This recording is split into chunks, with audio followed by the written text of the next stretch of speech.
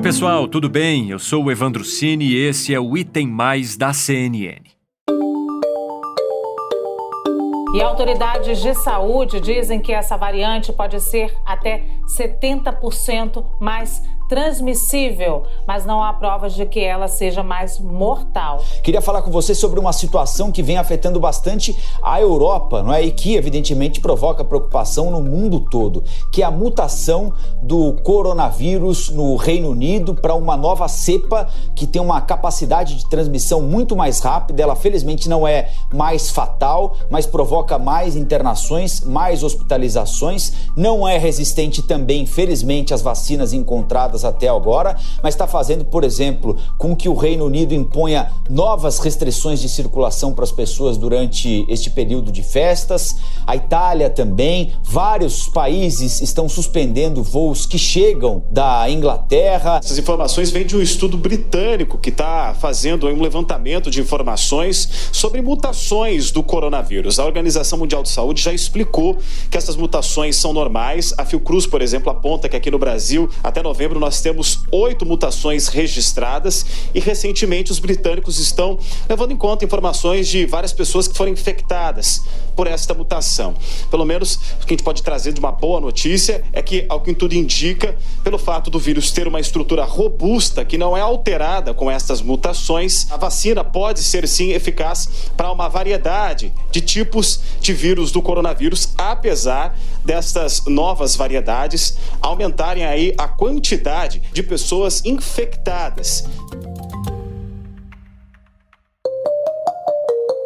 Se você tem acompanhado com apreensão a descoberta de novas mutações do coronavírus, eu tenho algumas notícias ruins e outras um pouco melhores para te dar. Uma das ruins é que realmente tem várias cepas do SARS-CoV-2 circulando por aí. Um artigo publicado na revista da Associação Britânica de Medicina mostra que uma única proteína do coronavírus já se modificou mais de 4.000 vezes. Outra notícia ruim é que a nova cepa do coronavírus que surgiu lá na Inglaterra, aquela que está fazendo vários países fecharem suas fronteiras para os ingleses, pode realmente ser mais contagiosa que as que já circulavam por aí. O governo britânico e a Organização Mundial da Saúde falam em uma taxa de transmissão de até 70% mais alta. Mas se é que podemos falar em um lado mais positivo disso tudo, as mutações do coronavírus pelo menos não surpreendem tanto assim. Isso porque elas não fogem da regra. Vírus infectam organismos, se multiplicam e sofrem mutações. É assim que acontece, segundo os pesquisadores. As mutações do coronavírus estão dadas. Resta saber agora o impacto delas e o que pode ser feito em termos de políticas públicas para lidar com essa situação. E a importância das autoridades manterem a atenção em relação a esse assunto.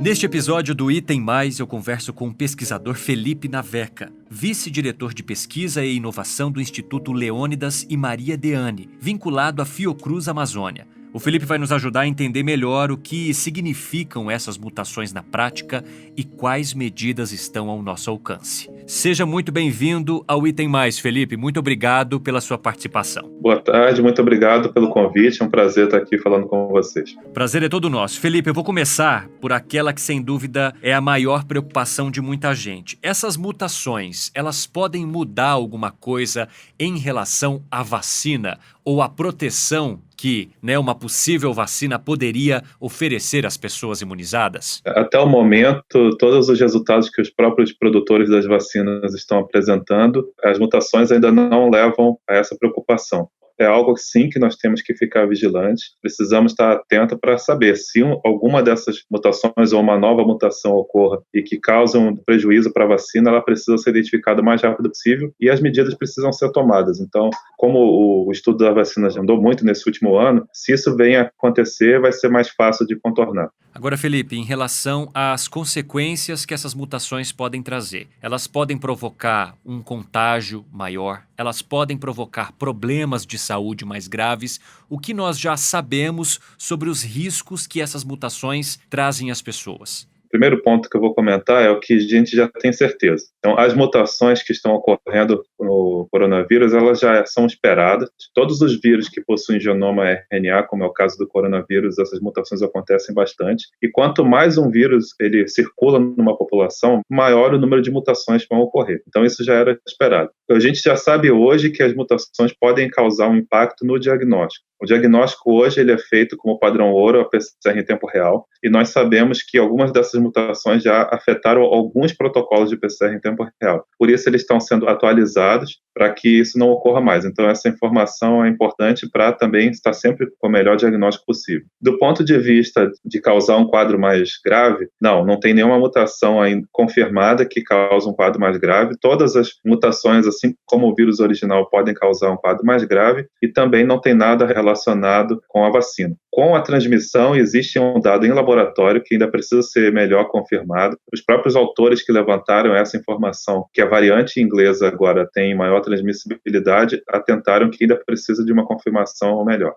Em entrevista à CNN, o Dr. Anthony Fauci, principal representante do combate ao novo coronavírus nos Estados Unidos, falou sobre essas mutações e falou inclusive sobre a importância da vacina neste momento, para que as pessoas sejam imunizadas e possam diminuir ainda mais os riscos que essas mutações poderiam provocar. Aqui no Brasil, por enquanto, não temos nenhuma vacina, nem previsão de uma distribuição para a população. Agora, qual é a importância que o senhor daria para a vacinação neste momento em que a gente acompanha também mutações no vírus que possam trazer ainda mais riscos de contágio a essa população? O início da vacinação é fundamental para nós conseguirmos diminuir a disseminação do vírus entre a população. Então, isso é algo muito esperado. A gente precisa, a primeira coisa é essa, diminuir a circulação do vírus na população. A gente está com, novamente, uma sobrecarga do sistema, um número aumentando de casos, então isso significa que a gente vai ter mais casos graves, infelizmente mais óbitos, o que pode comprometer todo o sistema novamente. Então, a vacina ela é fundamental para isso, e que a gente tenha mais segurança. Mas, além da vacina, as pessoas não podem esquecer que as medidas de controle, como a utilização de máscara, a lavagem periódica das mãos e a utilização do álcool gel são fundamentais como estratégia complementar para que a gente consiga diminuir a circulação do vírus.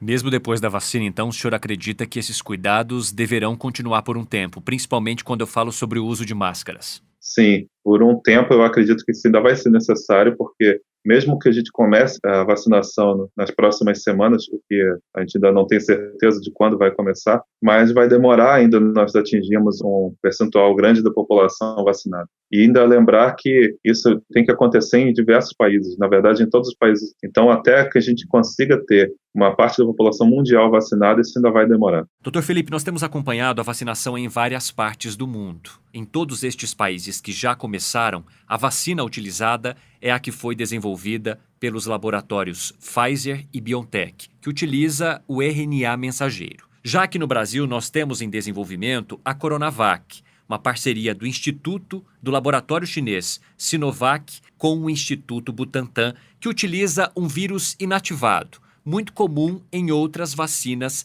já utilizadas no Brasil. Essa mutação do vírus pode tornar uma ou outra vacina mais vulnerável? Eu acredito que se acontecer isso, ambas as vacinas vão acabar sofrendo, porque a mesma vacina de RNA mensageiro ela é baseada na sequência do vírus que circulou no início da pandemia, né? Então foi escolhido um genoma desse vírus e foi produzida a vacina de RNA mensageiro da BioNTech e Pfizer. No caso da Coronavac foi a inativação do vírus. Então, caso a gente tenha realmente uma mutação, eu acredito que ela pode afetar ambas. No entanto, com o que foi avançado no conhecimento das duas vacinas, a gente acredita que seria fácil fazer os ajustes necessários tanto na vacina da Pfizer quanto da Coronavac para que elas possam agora proteger também de possíveis novas variantes. As mutações em vírus são comuns. Para que as pessoas que nos ouvem entendam, há outras doenças que também sofreram mutações, vírus que sofreram mutações e que mesmo assim a vacinação continuou e a população foi protegida da mesma forma? Sim, essa é uma excelente pergunta. Nós temos, por exemplo, o vírus do sarampo. O vírus do sarampo é um vírus que tem 24 genótipos e dentro desses genótipos ele ainda tem várias subdivisões. Existe apenas uma vacina. Uma vacina hoje é eficiente contra todas essas variações. Então, é por isso que é óbvio que pode acontecer isso, mas a gente tem esperança de que, para uma grande parte da população, mesmo que isso ocorra, a vacina vai proteger. Caso não aconteça isso, tem as estratégias para alterar a vacina, ou de até combinar diferentes linhagens numa vacina para que isso diminua. Então, voltando ao exemplo, né, o sarampo, acho que é um dos melhores exemplos para isso, porque é um vírus que tem transmissão também respiratória e que uma única vacina até hoje nos protege contra todos os subtipos. Quer dizer, essas estratégias, então, elas poderiam frear essas mutações. Sim, existe também o caso da vacina do influenza, que na verdade essa vacina sim, a gente tem uma variação anual, né, mas o caso do vírus influenza ele tem uma peculiaridade de evoluir também por um mecanismo que o coronavírus não tem, então o do influenza é um pouco diferente. Mas com a vigilância que está sendo mantida hoje para o coronavírus, que nunca aconteceu um esforço tão grande nesse sentido, eu tenho certeza que nós vamos conseguir identificar se ocorrerem essas variações o mais rápido possível e conseguir passar essa informação para os produtores fazerem os ajustes necessários às vacinas. Agora, doutor Felipe, a gente está falando muito e ouvindo muitas vezes palavras que são praticamente novas, que vieram com a pandemia da Covid-19. Por exemplo, a mutação, a palavra nova cepa ou nova linhagem. Elas têm a ver ou não? Quando a gente fala em mutação, não quer dizer que estejamos falando também de uma nova cepa ou uma linhagem nova do vírus. Primeiro, os vírus, como o coronavírus, eles sempre vão acumulando mutações. Isso realmente é um fato. O acúmulo dessas mutações vai levar a que nós usemos a classificação de diferentes linhagens do coronavírus. Então, dependendo de onde ocorra essa mutação, ela pode ser mais ou menos importante do ponto de vista da biologia do vírus. Então, todas as mutações que ocorrem e que levam a mudanças de aminoácidos, que a gente chama da spike na proteína do vírus, que faz a interação inicial com a célula, essas mutações são, de um ponto de vista, já chamam mais a nossa atenção no começo. Só para recapitular, a gente tem a proteína chamada spike, que é uma proteína na superfície do vírus, que vai fazer a ligação com a célula humana, esse primeiro contato. Se essa ligação não ocorrer, não vai ocorrer infecção, mas o que a gente tem visto podem ocorrer mutações na espícula, que são justamente um processo de seleção que está selecionando amostras mais adaptadas às células humanas. Isso pode acontecer e isso é um fenômeno natural. Então, a gente precisa estar monitorando e as linhagens elas vão surgir do acúmulo dessas mutações. Nós percebemos nessa semana a Coreia do Sul detectando uma família, que teve esse vírus aí com essa mutação, uma família inclusive que veio de Londres. Aqui no Brasil, há proibição para que pessoas que venham do Reino Unido entrem no país ou até mesmo pessoas que façam escala ou conexões no Reino Unido, elas também não podem mais entrar no Brasil. O senhor acredita que essas medidas elas são eficazes neste momento? São restrições que devam de fato ser aplicadas para tentar evitar um contágio ou que mais pessoas tenham esse vírus com essa mutação? Elas são estratégias que podem auxiliar, sim. No meu ponto de vista, elas não são suficientes para isso. Por que isso? Como você acabou de falar, na Coreia já houve a identificação dessa variante. Então, nada impede que outros países já tenham essa variante circulando. Então, proibir os voos do Reino Unido não vai impedir essa variante de entrar no país. Eu acredito que uma estratégia, como foi adotada agora também recentemente nos Estados Unidos, seria mais interessante do ponto de vista de pedir, exigir um resultado de PCR negativo no máximo 72 horas antes do embarque dessa pessoa. Nada vai ser 100%, mas você já tem uma boa chance de essa pessoa não estar infectada. E se ela não está infectada, o risco vai diminuir bastante. Minha preocupação, no ponto de vista de proibir os voos do Reino Unido, é essa, de essa variante já esteja espalhada em outros países e que a gente ficar só prestando atenção nos voos do Reino Unido, ela vai acabar sendo introduzida por outro país. Aliás, a gente volta a uma discussão que apareceu no começo da pandemia, que é a questão da testagem. Mesmo depois de tantos casos, de tantas pessoas contaminadas, o senhor acredita que ainda falte uma eficiência na testagem e que essa eficiência poderia, inclusive, prevenir essa onda que venha com a mutação do vírus? Certamente, testagem maior é fundamental para isso. E eu não digo nem só utilizando o PCR em tempo real, que é o teste padrão ouro. Mas hoje nós temos também disponível no mercado os testes de antígeno que detectam no mesmo período que o PCR em tempo real. Isso é até um ponto importante, porque as pessoas às vezes confundem. O teste rápido de detecção de anticorpo, ele não vai servir para esse momento, porque ele passa a ser eficiente depois de 10 ou 15 dias do início dos sintomas, enquanto que o PCR e o teste de antígeno detectam nos primeiros dias dos sintomas. Então, uma estratégia ou PCR ou antígeno ou combinada em locais que possam fazer um ou outro, acho que seria um rastreio muito mais interessante e identificar precocemente as pessoas infectadas. Pesquisador Felipe Naveca, vice-diretor de pesquisa e inovação do Instituto Leônidas e Maria Deane, que é vinculado à Fiocruz Amazônia, eu te agradeço pela participação aqui no Item Mais e também por nos ajudar a esclarecer as dúvidas, né, de quem nos acompanha e de quem também está de olho nessas notícias que falam sobre as mutações do vírus da Covid-19. Eu agradeço bastante o convite para participar aqui com vocês do podcast. Eu queria aproveitar para dizer o seguinte: se a ciência avançou bastante nesse ano que nós estamos enfrentando essa pandemia, muito também se deveu ao apoio fundamental da imprensa. Tem sido uma parceria muito boa trabalhar com vocês todos e levar informação científica, informação correta para a população. Então eu também agradeço bastante o espaço. Se depender da gente, essa parceria vai durar para sempre. Muito obrigado, viu?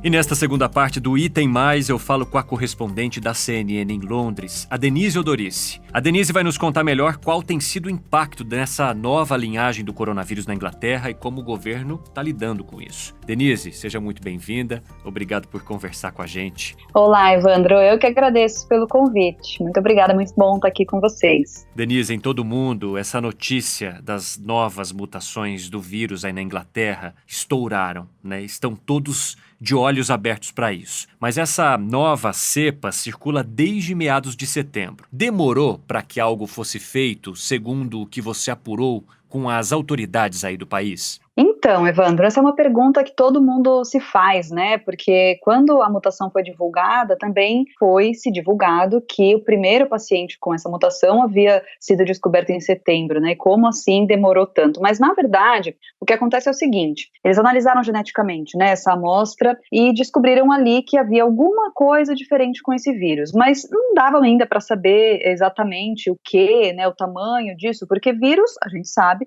eles mutam mesmo, né, muitas vezes e muito rapidamente. Então, mandou-se para um sequenciamento completo, genético, que chegou no mês seguinte, em outubro. E aí, os cientistas pediram uma investigação mais profunda, né, para entender realmente se essa mutação seria perigosa. Paralelamente a isso, o que estava acontecendo? Um aumento de casos imenso, muito grande, fora de controle no sul da Inglaterra, especificamente na região de Kent. E os cientistas não estavam conseguindo entender por quê, sendo que havia um segundo lockdown acontecendo, né? Se a gente lembrar, houve esse segundo lockdown aqui, que acabou no dia 2 de dezembro, então tudo acontecendo ao mesmo tempo. Aí eles ligaram uma coisa com a outra e descobriram que esses casos estavam aumentando muito no sul da Inglaterra justamente por causa dessa nova cepa descoberta em setembro. E aí, então, chegou-se à conclusão de que era, sim, uma mutação perigosa no sentido de ser muito mais transmissível. Inclusive, os cientistas não acreditam que ela seja mais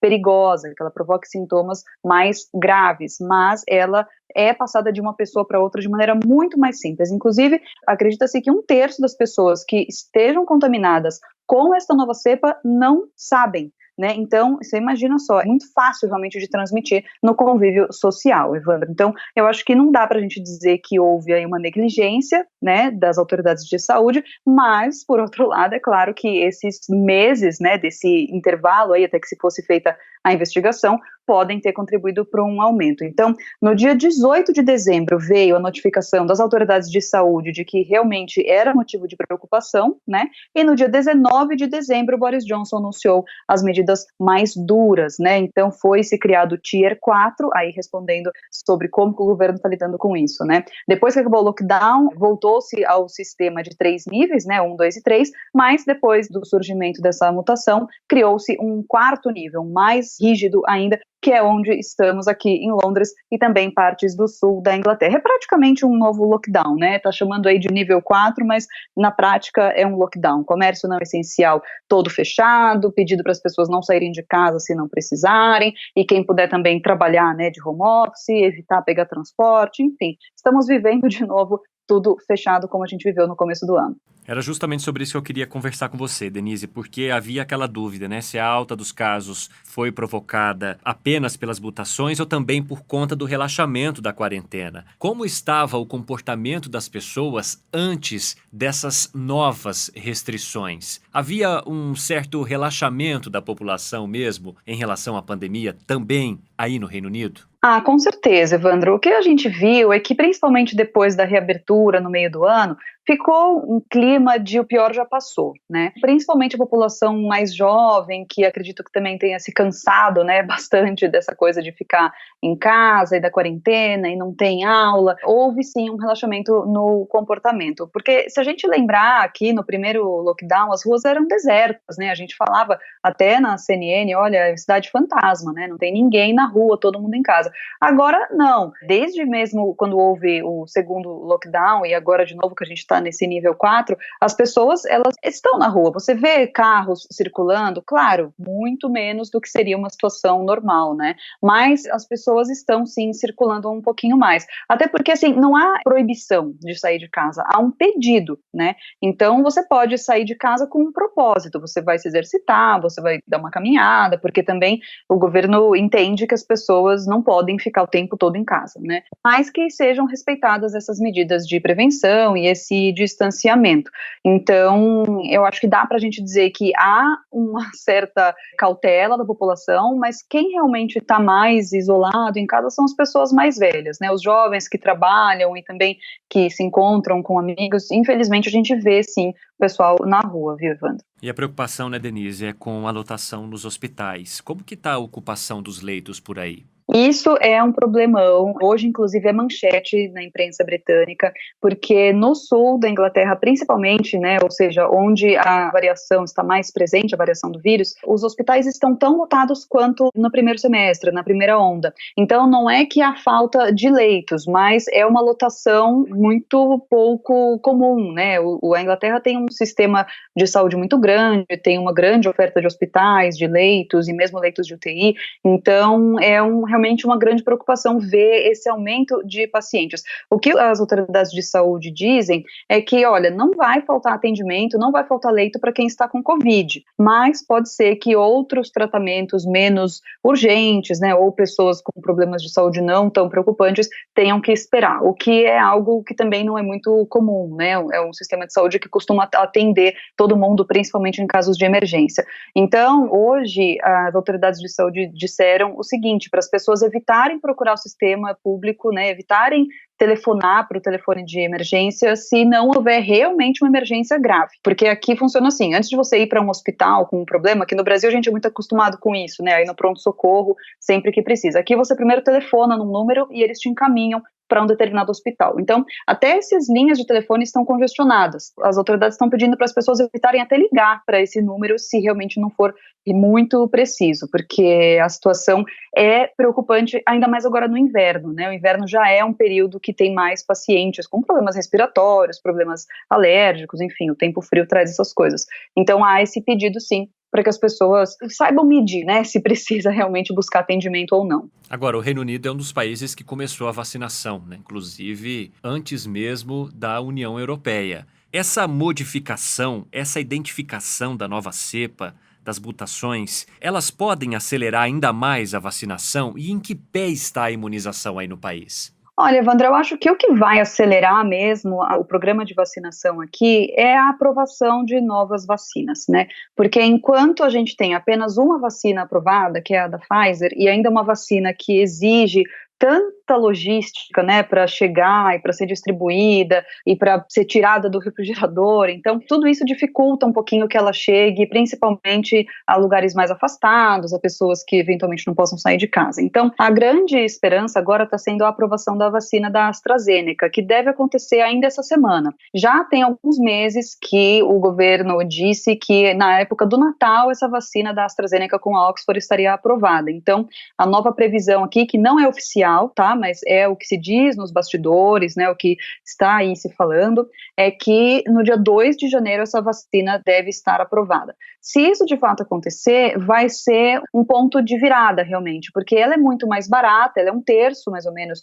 do preço da Pfizer por dose. Pode ser armazenada numa temperatura normal de refrigeração, né, de 2 a 8 graus, então, como a geladeira que a gente tem em casa, e ela é fabricada aqui mesmo no Reino Unido. Além disso, o governo britânico tem 100 milhões de doses encomendadas dessa vacina da AstraZeneca e Oxford, que sempre foi a principal aposta do governo. Então, eu acredito que a aprovação da vacina da AstraZeneca vai ser realmente o que vai acelerar muito, né, porque não tem como, é muita gente, né, são 65 milhões de pessoas aqui no Reino Unido, então, até agora só 70 hospitais e algumas clínicas estão dando conta de ser centro de vacinação por causa dessa questão do refrigeramento. A partir do momento que você tem uma vacina que é mais fácil de ser armazenada e transportada, qualquer lugar, né, você pode criar postos de vacinação até em ginásios esportivos, enfim, a logística fica muito mais fácil, você consegue realmente fazer uma vacinação em massa, né? Então essa é a grande esperança, a grande expectativa. Ainda mais depois da entrevista que o CEO da AstraZeneca deu ontem ao Sunday Times, dizendo sobre a eficácia mais alta, né, que eles conseguiram encontrar a fórmula correta. Então agora os olhos se voltam novamente para essa vacina, para ver se o calendário anda um pouquinho mais rápido por aqui, Evandro. Que ela possa chegar à população, né, Denise, inclusive do Brasil. Com certeza, né, a gente está falando aqui do Reino Unido, mas a gente quer que todo mundo, no mundo inteiro, receba essa vacina para quem sabe a gente se vê livre dessa pandemia, né, já que foi um ano tão difícil para todos nós, Evandro. Porque as pessoas viajam todos os dias para todos os países e essa imunização completa é muito importante. Denise, muito obrigado pelas informações, um ótimo trabalho para você aí no Reino Unido. Muito obrigada para vocês também e obrigada mais uma vez pelo convite. Bom, e a você que nos acompanha no Item Mais, muito obrigado pela companhia e até a próxima. Tchau!